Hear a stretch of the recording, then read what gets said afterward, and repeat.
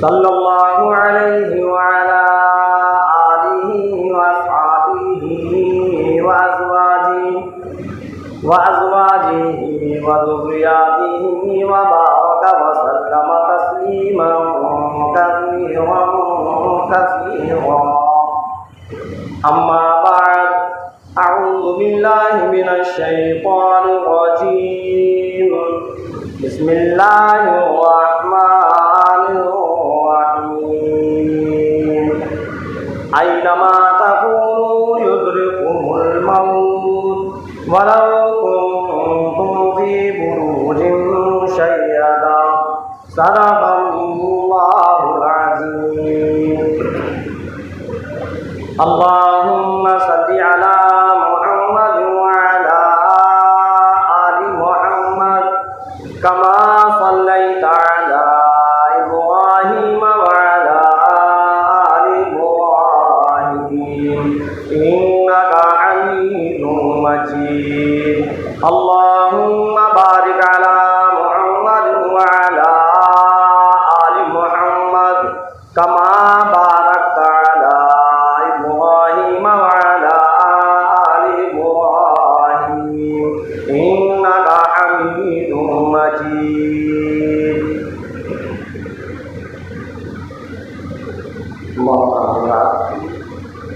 सामने किराम अज़ीज़ साथियों, ईदुल अज़हा का महीना बड़ा मुबारक महीना है। कुर्बानी करने का तीसरा दिन है। 10वीं तारीख, 11वीं तारीख और 12वीं तारीख। 12वीं तारीख को जो कुर्बानी है, सूरज डूबने से पहले 2 दिन तो जब चाहो जैसे चाहो, जिसमें सबसे अफजल दिन 10वीं तारीख का है और फिर 11वीं तारीख है। आज जो लास्ट दिन है, आखिरी दिन, सूरज डूबने से पहले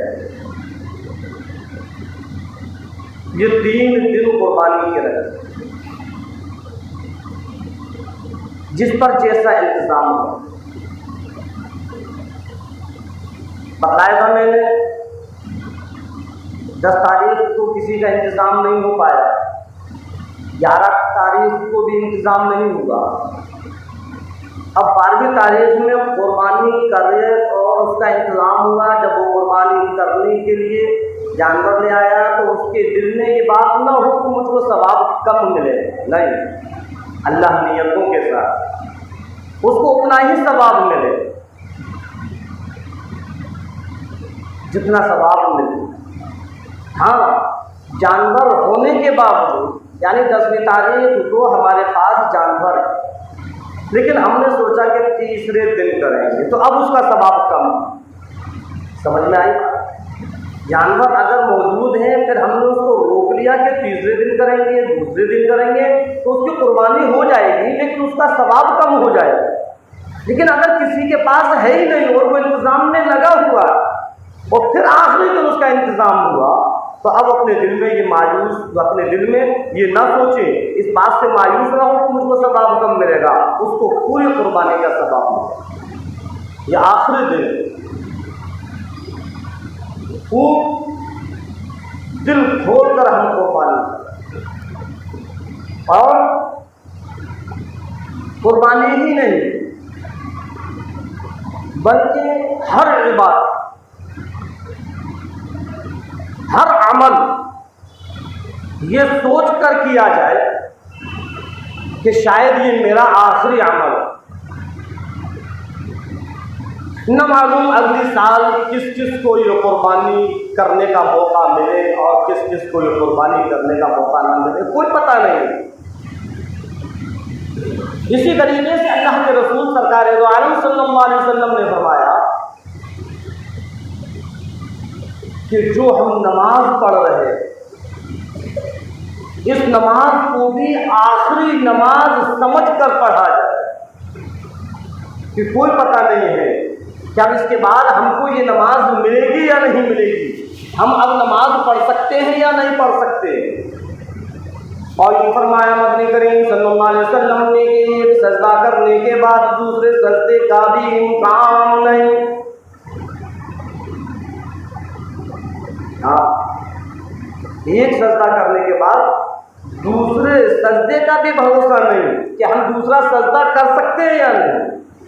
तो हर अमल, जो भी हम अमल करें, वो आखिरी अमल समझ कर करें।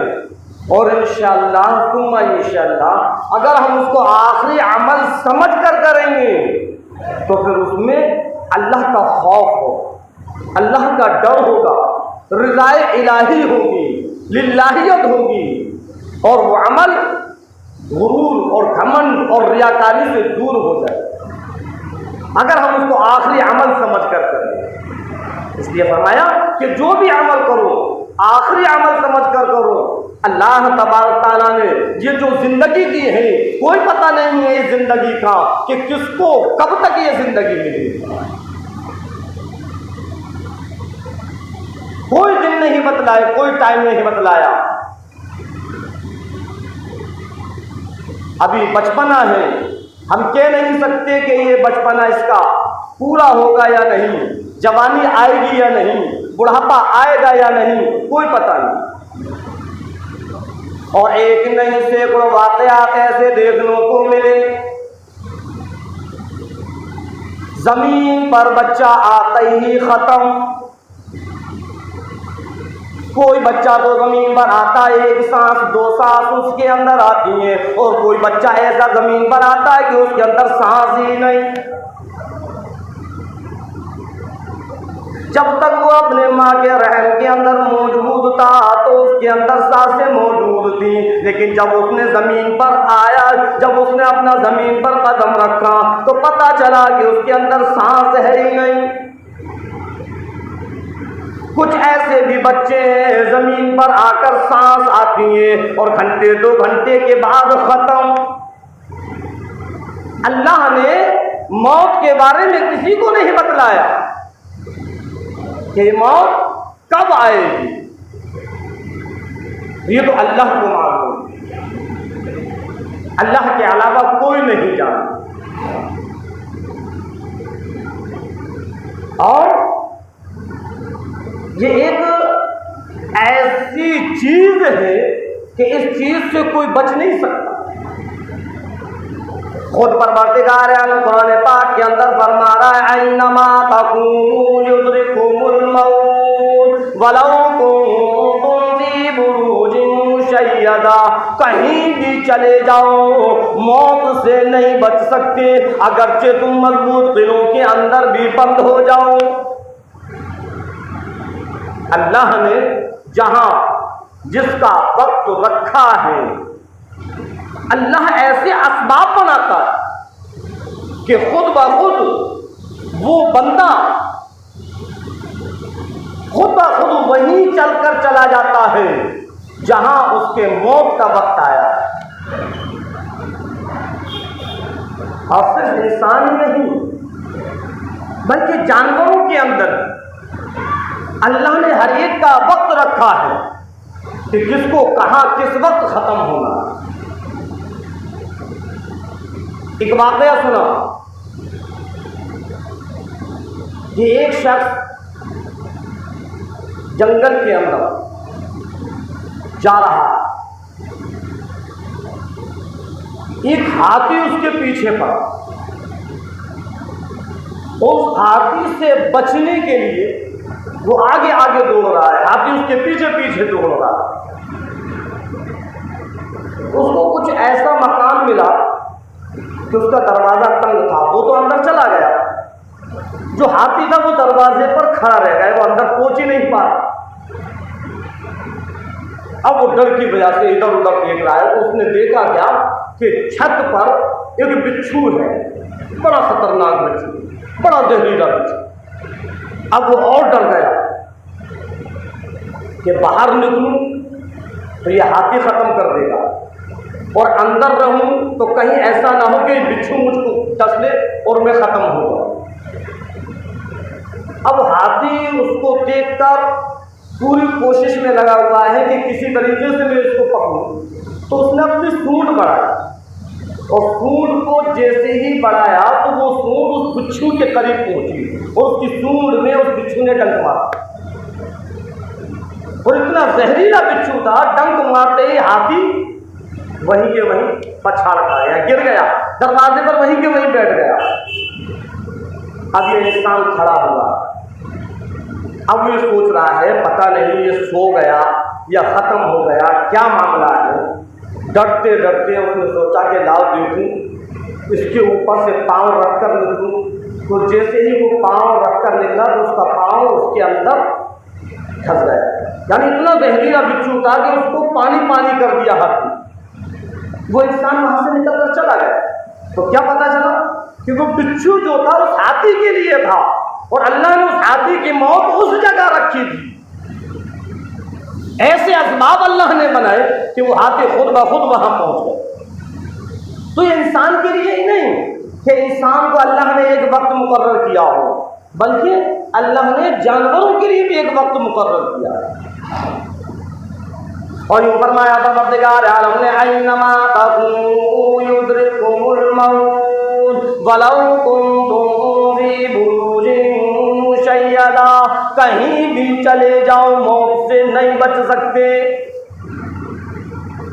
अगरचे तुम मजबूत किलों के अंदर भी बंद हो जाओ। जब इंसान का वक्त आ जाता है, जिंदगी उसकी खत्म होने वाली होती है, अल्लाह ने जो उसके दिन जिंदगी के लिए जब वो मुकम्मल हो जाते हैं, सारी की सारी दवाएं अपना काम करना खत्म कर देती हैं। अल्लाह रब्बुल इज्जत हजरत इस्राइल अलैहिस्सलाम को हुक्म दे देता है, इस्राइल जाओ इसकी रूह कब्ज कर लाओ। इंसान बीमार पड़ा हुआ है, माँ बाप उसके सामने मौजूद है, उसके दोस्त अहबाब भी उसको देखने के लिए आ रहे हैं, उसकी औलाद भी रोने धोने में लगी हुई है, उसकी बीवी भी रोने धोने में लगी हुई है, सारे के सारे लोग दुआएं कर रहे हैं, इलाही ये ठीक हो जाए, इलाही ये ठीक हो जाए। जिसको देखते उसी से कहते हैं कि फलां के लिए दुआ करना, बड़ा सख्त बीमार है। किसी को पता नहीं कि ये बीमारी तो अब इसकी आखिरी बीमारी है, अब ये सही होने वाली नहीं।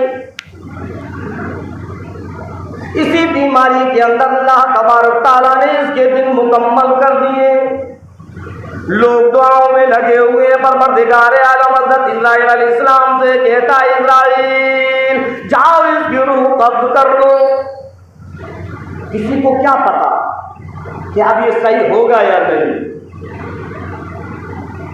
सारी की सारी चीजें अल्लाह के हुक्म की मोहताज होती हैं, बगैर परवरदिगार आलम के हुक्म के एक पत्ता भी नहीं हिलता। जैसा अल्लाह का हुक्म होता है, हर चीज अल्लाह के हुक्म की फरमाबरदार होती। हम एक नहीं सैकड़ों डॉक्टरों को दिखलाएं, लेकिन जब उसका वक्त आ गया, जब उसका वक्त आ गया तब वो सही नहीं होगा। ये तो हमारे दिली मोहब्बत है कि दिल नहीं मानता। हालांकि डॉक्टर भी ये कह देते हैं कि ले जाओ, अब इसको इसके हाल पर छोड़ो, ऊपर वाले से दुआएं करो, अब इसमें कुछ नहीं है। लेकिन फिर भी हमारे दिल के अंदर जो मोहब्बतें हैं वो जोश मारती हैं कि लाओ चलो दूसरे डॉक्टरों को दिखलाएं, और फिर आखिरी सांस तक हम उसको दिखलाते हैं। और ऐसी ऐसी दवा और ऐसा ऐसा इलाज करते हैं, वही दवाएं जिससे लोग सही हो जाते हैं, और वही दवा अगर हम उस मरीज को देते हैं जिसका वक्त मुकम्मल हो गया है तो वो सही नहीं होता, क्योंकि दवा भी अल्लाह के हुक्म की मोहताज है। जब इंसान दवा को अलग के अंदर रखता है, दवा हुक्म इलाही का इंतजार करती है। परवरदिगार आलम जरा बतला तो सही में इसमें असर करूं या नहीं, अल्लाह की तरफ से हुक्म हो जाता है, खबरदार जो तुमने असर किया इसकी जिंदगी खत्म हो गई, इसके जिंदगी के दिन खत्म हो गए, अब इसकी जिंदगी की सांसें खत्म हो गई, असर ना करना। दवा अपना असर खत्म कर देती है, वही दवा एक इंसान खाता है तो वो सही हो जाता है, वही दवा एक इंसान खाता है तो वो सही नहीं होता। क्यों नहीं होता? ये अल्लाह का हुक्म है। हाँ, अल्लाह का हुक्म जैसा मिलता है दवा वैसा ही काम करती है, बगैर हुक्म इलाही के कुछ नहीं है। जब भी हम दवा खाएं, किसी भी मर्ज की दवा, तो दवा को हाथ में पकड़कर और 3 मर्तबा कहें अल्लाहुम्मा शाफी। क्या कहें? अल्लाहुम्मा शाफी, अल्लाहुम्मा काफी, अल्लाहुम्मा शाफी। फिर उस दवा ए अल्लाह शिफा दे, ए अल्लाह शिफा दे, और फिर उसको खा। क्योंकि शिफा देने वाला अल्लाह है, बीमारी को खत्म करने वाला अल्लाह है। हज़रत लुक़मान अलैहिस्सलाम ऐसे जबरदस्त हकीम थे कि उन जैसा हकीम आज तक ना आया है ना आएगा। जिस जंगल में निकल कर जाया करते थे तो जंगल की जड़ी बूटियां बोलती थी,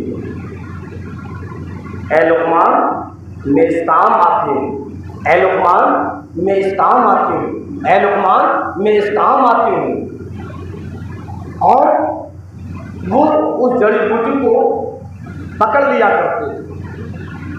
एक दिन जंगल से निकल कर जा रहे हैं तो एक जड़ी बूटी में से आवाज आई, ऐ लुक़मान अगर किसी मरते हुए इंसान के मुंह में डाल दिया जाए तो वो भी उठकर बैठ जाए। हज़रत लुक़मान अलैहिस्सलाम ने उसको पकड़ा और फिर उसका इस्तेमाल किया। 1 बार, 2 बार, 3 बार उस जड़ी बूटी को निचोड़ा, लेकिन वो लड़का बचा नहीं, खत्म हो गया। हज़रत लुक़मान अलैहिस्सलाम सोच विचार में पड़ गए कि जड़ी बूटियां झूठ बोलने लगी। मैंने तो इन जड़ी बूटियों की आवाज़ पर ये किताबें लिखी हैं, ये नुस्खे बनाए हैं, लोग क्या कहेंगे कि लुक़मान झूठ। अपनी सारी जिंदगी की मेहनत, सारे नुस्खों को लेकर दरिया के किनारे पहुंच गए और एक एक कर कर दरिया के अंदर डालना शुरू कर दिया। हज़रत जिब्राइल अलैहिस्सलाम आए और कहने लगे, ऐ लुक़मान क्या कर रहे हो? कहा कि मेरा इन जड़ी बूटियों से एतबार उठ गया। क्यों? कि इन्होंने अपना काम करना ख़त्म कर दिया। कि कैसे? कि एक जड़ी बूटी में से आवाज़ आई थी कि अगर मरते हुए इंसान के हलक के अंदर डाल दिया जाए तो वो भी उठकर बैठ जाए। कि फिर कि मैंने डाला कितनी मरतबा? कि 3 मरतबा। जिब्राइल अलैहिस्सलाम कहने लगे, लुक़मान देखो तीनों मरतबा की बूंदें मेरे हाथ पे मौजूद हैं। अल्लाह रब्बुल इज़्ज़त ने कह दिया, जिब्राइल जाओ लुक़मान की जड़ी बूटी की तीनों बूंदें अपने हाथ में ले लो। अगर ये हलक के अंदर पहुंच गई तो ये जिंदा हो जाएगा, लेकिन इसके दुनिया का वक्त खत्म हो गया। अब मैं नहीं चाहता कि ये जिंदा हो। ये तीनों तुम्हारी बूंदें मेरे हाथ में मौजूद हैं। जड़ी बूटी अपनी जगह सच्ची है, अगर वो हलक के अंदर पहुंच जाती तो वो जिंदा हो जाता। पता ये चला कि जो अल्लाह का हुक्म होता तो फिर दवा भी अपना काम बंद कर देती। हम कितनी ही कोशिश कर लें फिर वो सही नहीं हो सकता। और कोई पता नहीं है कि दुनिया से जाने के लिए हमारे ऊपर बीमारी आएगी या ऐसे ही चले जाएंगे। एक नहीं हजारों सैकड़ों लाखों वाक़यात ऐसे सुनने में आए, कोई बीमारी नहीं, कोई सर में दर्द नहीं, कोई परेशानी नहीं, अच्छा खासा था, खत्म हो गया। ऐसा नहीं है कि हमारे ऊपर बीमारी आए फिर हम उस बीमारी में घिर जाएं, उसके बाद फिर हमको वक्त मिले, मौका मिले। अल्लाह फरमाता है ऐनमा तकूनू युद्रिकुमुल मौत वलौ कुंतुम फी बुरूजिन मुशय्यदा। और यूँ फरमाया परवरदिगार आलम ने, जब मुकर्ररा वक्त आ जाएगा, ला यस्तअखिरूना साअतन वला यस्तक़दिमून, 1 मिनट का भी मौका नहीं, 1 मिनट भी आगे पीछे नहीं। जो अल्लाह ने वक्त लिख दिया है उस वक्त पर आना। बहुत से कहते हैं अरे कर लेंगे तौबा, अभी तो टाइम है। नहीं, अगर गुनाह हो जाए, अव्वल तो मुसलमान से गुनाह होना ही नहीं चाहिए, लेकिन अगर गुनाह हो जाए तो उस वक्त फौरन तौबा करें। इस भूल पर ना रहे कि हम तौबा कर लेंगे बाद। किसी को पता नहीं है बाद का कि बाद में हमको मौका मिलेगा या नहीं। हर वक्त तौबा, इस्तिग़फ़ार, अल्लाह का खौफ, अल्लाह का डर, और हर अमल को आखिरी अमल समझ कर। हाँ, अल्लाह रब्बुल इज़्ज़त ने अपने बंदों को साफ साफ फरमान दिया कि देखो, ये हमने जो दुनिया बनाई, ये दुनिया हमेशा हमेशा के लिए नहीं, ये तो चंद दिन के लिए। एक दिन इस दुनिया को छोड़कर फिर तुम्हारा जो सफर होगा आखिरत की तरफ, और जब तुम आखिरत में आओगे तो फिर वो हमेशा हमेशा की जिंदगी, उसकी तैयारियां करें। दुनिया की जिंदगी तो कट जाएगी। असल फिक्र आखिरत की है कि किसी भी तरीके से हमारी आखिरत कामयाब हो जाए। ऐसे अमल हो जिससे कि आखिरत में अल्लाह तबारक तआला जन्नत के अंदर ऊंचा मकाम दे, महलात दे। और वो कैसे होगा? इसी दुनिया में रहकर होगा। अल्लाह के रसूल सरकार दो आलम सल्लल्लाहु अलैहि वसल्लम ने ऐसे ऐसे अमल बतलाए कि इंसान दुनिया से भी चला जाए लेकिन उसकी नेकियां फिर भी लिखती रहती हैं उसके नामे अमाल में। कुछ अमल ऐसे हैं कि उसके जाने के बाद उसके नामे अमाल का रजिस्टर बंद हो जाता है। जब वो दुनिया से चला गया तब उसके लिए कोई नेकी नहीं है। और कुछ अमल ऐसे हैं कि इंसान दुनिया से चला जाता है लेकिन उसकी नेकियां फिर भी बढ़ती रहती हैं। ऐसे ऐसे अमल हैं कि इंसान दुनिया से चला गया लेकिन क़यामत तक उसकी नेकियां बरकरार हैं, उसकी नेकियां बढ़ती रहती हैं। इतनी नेकियां हो जाती हैं, इतनी नेकियां हो जाती हैं, क़यामत के दिन जब अल्लाह उसकी नेकियों के अंबार को दिखलाएगा, बंदा कहेगा इलाही ये मेरी कौन सी नेकियां हैं कि तू दुनिया में ऐसा अमल कर कर आया था जिसकी वजह से तेरी नेकियों का रजिस्टर बंद नहीं हुआ। ऐ 15वीं सदी के मुसलमानों, आओ देखे जरा वो कौन से अमल है जिससे हमारे नामे अमाल में नेकियां क़यामत तक लिखती जाए। और कोई ऐसा मुश्किल अमल नहीं है जिसको कि हम और आप ना कर पाए। नमाज है, रोज़ा है, हज है, ज़कात है, सदका है। जब तक हमारी ज़िंदगी है, जब तक हम नमाज पढ़ेंगे हमको सवाब मिलेगा, हम हज करेंगे हमको सवाब मिलेगा, हम रोज़ा रखेंगे हमको सवाब मिलेगा, कुरान की तिलावत करेंगे हमको सवाब मिलेगा। आंखें बंद हो गई, हम दुनिया से चले गए, अब हमारे अमल ख़त्म हो गए, अब कोई सवाब नहीं।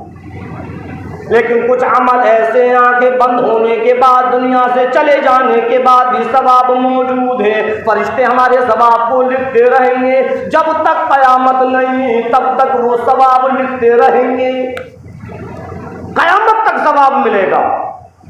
आओ बद्र की सदी के मुसलमानों जरा देखे तो सही वो कौन से अमल है। इमामुल अंबिया महबूबे किबरिया सरवरे कौनैन सल्लल्लाहु अलैहि वसल्लम ने वो कौन से अमल बतलाए जिससे कि क़यामत तक हमको सवाब मिलता रहे।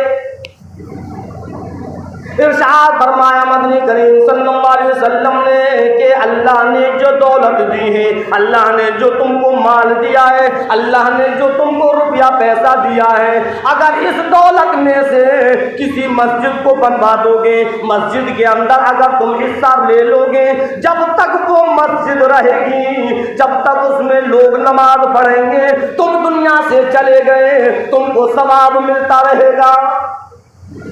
ये है सदक़े जारिया। समझ में आए? हमने कहीं पानी का इंतजाम किया, कुआं खुदवा दिया, अब तो कुओं का सिलसिला ही खत्म हो गया। कहीं हमने समर लगवा दिया, प्याव लगवा दी, हम दुनिया से चले गए, लेकिन उस समर से, उस पानी से जब तक लोग फायदा उठाएंगे हमको उसका सवाब मिलता। हाँ, हमने किसी मदारिस के अंदर कुरान करीम रखवाया, किसी मस्जिद के अंदर हमने कुरान करीम रखवाया, हम दुनिया से चले गए, हमने आज कुरान करीम रखवाया, शाम को हमारा इंतकाल हो गया, हम चले गए दुनिया से, लेकिन अल्लाह के रसूल सरकार दो आलम सल्लल्लाहु अलैहि वसल्लम ने फरमाया कि जब तक वो कुरान करीम लोग पढ़ते रहेंगे और उसको सवाब मिलता रहे। कहीं मस्जिद बन रही है, हमने उसमें हिस्सा नहीं लिया, अब जब तक उसके अंदर नमाज होगी, ऐसा नहीं है लाख 2 लाख 10 लाख 20 लाख हो, नहीं, अगर हमारा 1 रुपया भी किसी मस्जिद के अंदर लगा और सिद्क दिल से, सच्ची नियत से, रिज़ाए इलाही को लेकर हमने अगर लगाया, खुदा की कसम उसका सवाब क़यामत तक हमको मिलता है। ये ऐसे अमल है, मैंने बताया कि अल्लाह के रसूल सरकार दो आलम सल्लल्लाहु अलैहि वसल्लम ने चंद ऐसे अमल बतलाए जो हम चले जाएंगे लेकिन हमारे नामे आमाल में सवाब लिखते रहेंगे, फरिश्ते हमको मिलता रहेगा। हजारों रुपये हम यूं ही पार्टियों में ख़त्म कर देते हैं, हजारों रुपये हम घूमने फिरने में ख़त्म कर देते हैं, होता है या नहीं? अगर इन्हीं रुपयों को हम किसी मदारिस और मसाजिद में लगा दें तो हमको क़यामत तक उसका